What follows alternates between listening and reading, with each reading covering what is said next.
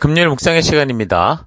나의 열심이 하나님의 진심을 왜곡되게 할 수 있다. 나의 열심이 하나님의 진심을 왜곡되게 할 수 있다. 이런 제목으로 또 이번 주간 마지막 묵상 함께 나누겠습니다. 어제 우리는 하나님께서 언약으로 초대하심을 듣고 기꺼이 그 부르심 앞에 나아가 하나님의 말씀대로 살기 원한다고 하는 그 백성들에게 하나님께서 이제 저들을 만나주심에 있어서 아주 성별된 준비와 지켜야 될 것들을 세밀하게 이제 주시는 그 말씀을 묵상하면서 하나님께서 굳이 그렇게 만남에 있어서 그런 조건들을 주시는 이유는 사람들이 그냥 하나님을 본능적으로 익숙하게 또 다른 우상 중의 하나로 이렇게 생각하지 않고 마치 살아있는 인격들이 서로 만나서 교제하고 함께하듯 그런 존재, 비록 보이지 않으나 분명하게 살아계신 하나님과 인격적 동행이 가능할 수 있도록 하기 위한 것이다라는 걸 살폈습니다. 자, 이 세상의 우상들은 그 신전에서 막 벌어지는 일들을 구경하고 뭐 떡고물을 먹으면 되지만 우리 살아계신 하나님을 뵐 때는 예배에 나가고 그의 말씀이 선포되는 곳에 나아갈 때는 하나님의 임재가 약속된 곳에 그렇게 나아갈 때는 그냥 마치 많은 사람들이 뭐 옆집에서 굿하면 굿판 이렇게 구경하듯이 그런 식으로 지금 예배 가운데 나와서는 안 된다라는 거죠. 사실 귀신을 따르고 우상을 섬기는 무당들도 보면요. 저들이 굿을 할 때 아주 신중하고 굉장히 조심히 하는 것을 볼 수 있습니다. 굿이라는 게 결국 귀신에게 제물 바치고 귀신 불러내고 그 노래와 춤으로 치성을 드리고 이런 거거든요. 그러니까 무당들은 귀신에게 그렇게 놀아나면서도 그것을 행할 때 정말 조심하고 신중하게 행합니다.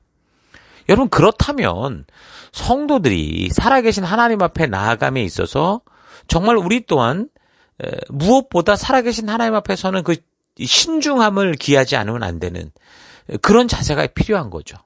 나중에 살피겠지만 성막을 짓고 이제 처음으로 하나님께 이제 봉헌하는 그 예배에서 하나님께서 명하신 그 방법대로 하지 않음으로 인해서 그 대제사장 아론의 아들들 둘이 죽어갔습니다. 그리고 더 후에 다윗 같은 경우는 하나님을 기쁘게 하려고 그 법궤를 옮겨오다가 그 또한 하나님의 말씀대로 하지 않음으로 인해서 그 운반을 맡았던 사람들이 그 기쁜 잔치에서 그냥 즉사하는 그런 일이 생겼었거든요. 자, 우리는 종종 이런 일을 보면서 그냥 좋은 게 아닌가. 뭘 굳이 그렇게 까탈스럽게, 그거 하나 잘못했다고 사람이 죽어야 되는가. 그렇게 말하기도 하죠. 그러나, 여러분 상식적으로 생각해보면, 우리도 내 가족이 소중히 여기는 어떤 약속들을, 누군가가 마음대로 우습게 여기고 자기 뜻대로, 자기 마음대로 해버린다면 모욕을 느끼게 되죠. 결국 그런 사람과는 어떻게 돼요? 분노로 관계가 끊어지게 됩니다. 그래서 하나님을 이 세상의 잡신 중에 하나로 취급하며 자기들이 원하는 대로 각색하고 변형시켜서 자기들에게 유익하게 하고자 하는 그런 사람들의 무지를 하나님께서 분명한 규칙과 규례와 법도와 약속을 통해서 이것을 깨뜨리시는 거죠. 그래서 그것이 지켜지지 않을 때 어떤 결과가 있는가 확실하게 알게 함으로 아주 신중하고 하나님과의 만남에 있어서 정말 그냥 대충 익숙한 대로 지내는 게 아니라 바른 믿음의 관계가 될 수 있도록 그렇게 이제 인도하시는 겁니다. 근데 그게 잘못하면 지금 예시를 들었던 것처럼 대부분 하나님의 말씀에서 벗어날 때는 대부분 죽음을 당하는 당황스러움이 있거든요.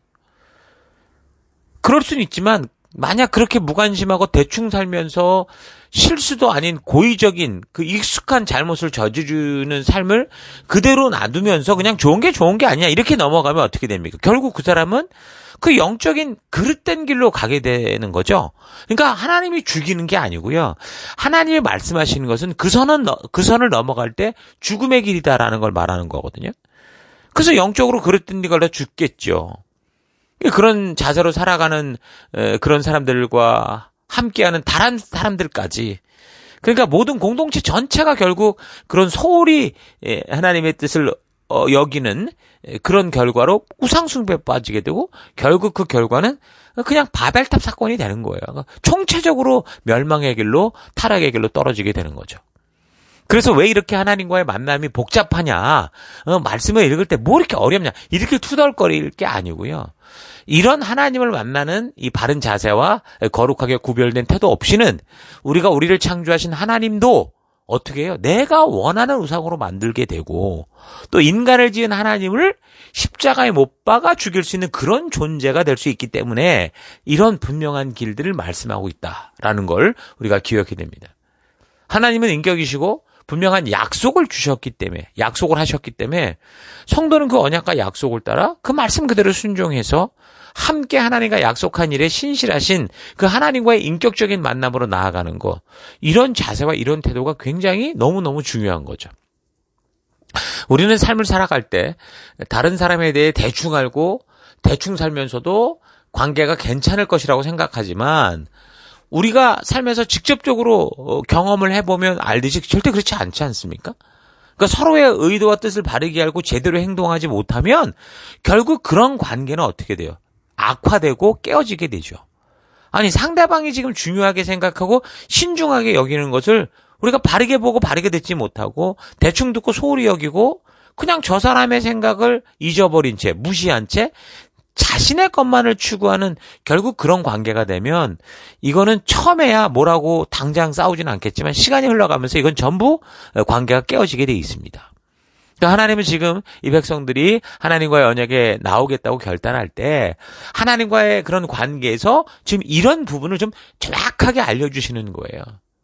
무슨 약속을 하는지도 모르고 알았어 아멘 이렇게 하면 되는 게 아니고 우리가 깨어서 집중해서 하나님께서 지금 말씀하시는 그 뜻하시고 원하시는 것이 무엇인지 바르고 온전히 확실하게 듣고 알아서 그 약속 그대로 행하는 것이 이게 진정한 믿음의 관계이기 때문에 하나님은 지금 이런 인격적 믿음의 관계로 이 백성들을 초대하시기 위해서 분명히 하나님과의 만남에 있어서도 그 만남의 방법까지도 말씀을 해주시는 거죠.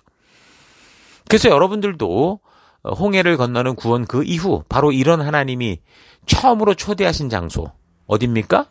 그 당시는 시내산이었고 오늘날 우리에게 말하면 교회라고 그랬죠. 그래서 교회 섰다라는 거 잊지 마시고 하나님께서 구원하는 백성들과 다른 그 다른 게 아니라 먼저 이 인격적 언약의 관계로 부르시는 이 하나님의 온전한 뜻을 바르게 알고 여러분들 또한 그 하나님의 부르심에 바르게 응답하고 우리가 좀 경외하는 마음으로 긴장하고 바르게 결단하는 그런 삶을 살아가는 여러분 되기를 축원합니다. 자, 그래서 백성들은 그런 하나님을 이제 인격적으로 만나기 위해서 말씀하신 대로 스스로를 정결케 하며 3일을 기다리죠. 그리고 드디어 이제 하나님의 임재를 맞이하게 됩니다. 그러니까 하나님의 임재 앞에 나아가고 하나님을 만나게 되는 거죠. 자, 그곳에서 하나님은 20장을 보면 이제 그렇게 이제 백성들이 나왔을 때 뭘 말씀하셨냐 보면 십계명에 대해 말씀하신 것을 볼 수 있습니다. 그러니까 살아계신 하나님을 만나고 싶다고 했던 그 백성들도 정작 그렇게 하나님이 직접 만나주셔서 그 임재의 어떤 그 분명한 확실함을 보여줄 때 너무너무 두려워하는 거예요. 그래서 이제 자신들은 너무, 우리도 가끔씩 왜 전등치고 그럴 때 뻥치고 나갈 때 그 뒤따라 나온 소리 같은 거 들으면 어떻습니까? 가슴이 철렁하지 않습니까? 그러니까 그런 식이었던 거죠. 그래서 이제 모세를 통해서 좀 하나님의 뜻을 듣기 원한다. 이제 그렇게 하는 거예요. 그래서 이제 하나님께서 그게 좋겠다 그런 거죠. 그래서 모세를 불러서 백성들에게 전할 말씀을 그러니까 백성들이 그 요구한 바대로 모세를 통해 이제 전달하는 그런 일을 하시는 겁니다. 하나님은 직접 살아계셔서 말씀하는 분이다라는 걸 보이셨는데 모세를 통해 계속해서 강조하시는 것은 한 가지였어요. 뭡니까? 하나님을 세상의 다른 우상의 하나로 착각해서 자기가 원하는 식으로 만들지 말라라는 거였어요. 하나님을 임으로 각색하고 왜곡하지 말고 오직 하나님께서 계시하시고 명하여 알게 하신 그 진실한 하나님의 마음을 알고 의도를 알고 섬기면 동행하라고 말씀하시는 거죠. 하나님에 대한 나의 열심이 하나님의 뜻을 바르게 알지 못한 채 달리기 시작한다면 하나님의 진심을 완전히 왜곡되게 만들어서 우상 숭배에 빠질 수 있다는 거, 이거 여러분 절대 잊지 말아야 돼요. 그러니까 신앙은 아는 거다, 아는 게 신앙이다, 그걸 말하는 건 아닌데, 그런데 바른 온전한 하나님에 대한 계시를 통한 알미 없이는, 바른 지식이 없이는 우리가 온전할 수 없다는 것도 잊지 말아야 됩니다. 그래서 20장부터 이제 23장까지 보면 백성들이 그래서 살아갈 기준이 되는 규례들을 말씀해 주시는 거죠. 그래서 그게 24장으로 연결이 되면 9절 모세는 아론과 나답과 아비후와 이스라엘 장로 70명과 함께 그러니까 하나님께 올라간 거예요. 하나님께 산을 올라갔다는 게 아니라 하나님이 약속한 장소로 갔다는 거죠. 신의 산이겠죠. 거기에서 그들이 이스라엘의 하나님을 보니 그 발 아래에는 청옥을 깔아놓은 것 같으며 그 말기가 하늘과 꽃 같았다. 주께서는 이스라엘의 지도자들을 손으로 치지 않으셨으므로 그들이 하나님을 배우며 먹고 마셨다.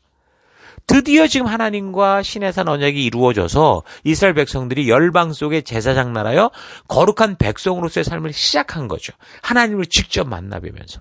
그러니까 이 놀라운 하나님과의 만남은요. 어떻게 이루어진 겁니까? 바로 순종. 하나님이 말씀하신 그대로 순종함을 통해서 하나님의 임재를 경험하게 된 겁니다.